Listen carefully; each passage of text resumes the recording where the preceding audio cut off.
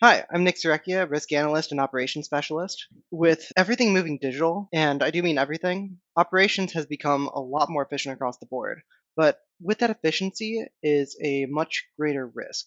Recently, Scripps Health, a California based nonprofit healthcare provider, expects to lose an estimated $107 million after a ransomware attack that happened in May.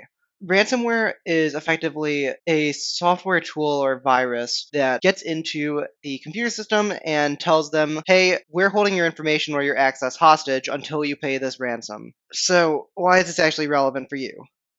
Well, over this video, I'm going to be explaining how Scripps Health could have seen this coming, taken precautionary measures, and really any of this risk forecasting can be used for your own business or your own life. It'll help you prepare for the worst while hoping for the best. A bit of backstory, real quick. Scripps Health started in 1924 from a philanthropic effort. Gradually, over the past 40 years or so, they've been ramping up, starting to use partnerships with medical device companies, creating more focused efforts toward cancer treatment, or really just specialized units for different facets of medicine. They also launched different schools, different education programs. Their story is very, very conventional. The only thing unusual about it is just that they started a long time ago and they've been scaling very quickly with the times. For a bit more context into the recent activity, most of the reported losses, about 92 million of them, came from lost revenue. Another 21 million or so came from costs associated with response and recovery, and their insurance covered about $6 million of all the losses. Keep in mind that none of this is counting any of the litigation around patient led class action lawsuits, because about 150,000 patients' data was revealed to these hackers that stole data. Because of this ransomware situation, Scripps was unable to access its web portal, patient medical records, and that's where those 4 weeks of failure to operate really came in. Let's get into some of the risks around healthcare specifically. HIPAA, the Health Insurance Portability and Accountability Act, lays out some pretty strict information around patient health information, namely the centers around privacy. So, HIPAA governs everything around healthcare when it comes to information privacy, security, and disclosure. This is extremely relevant in terms of where cybersecurity actually comes in. Healthcare has some of the largest risks of any business because it's tied directly to people's well being, and information privacy is always at the forefront of this field.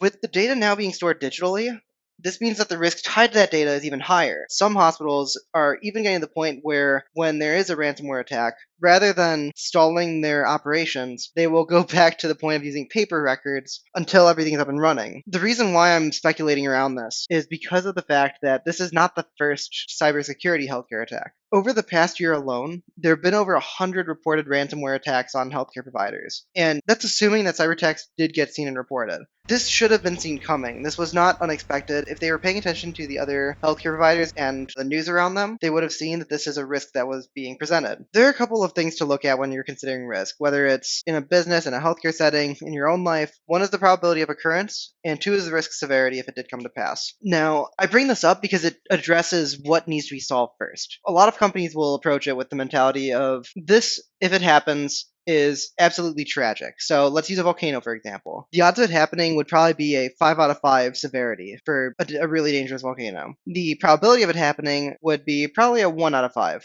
Together, the risk score of that would be 1 times 5, which is 5. Now, in the case of a cybersecurity type situation, I would say the devastation would be closer to a 3 or 4, and the probability would be a 3. I mean, this is just at a glance. It's definitely more complicated than this, but I'm trying to simplify it for explanation's sake. So, if we're saying that the risk probability is 3 and that the severity is a 4, then the risk priority is considered a 12 out of a supposed 25.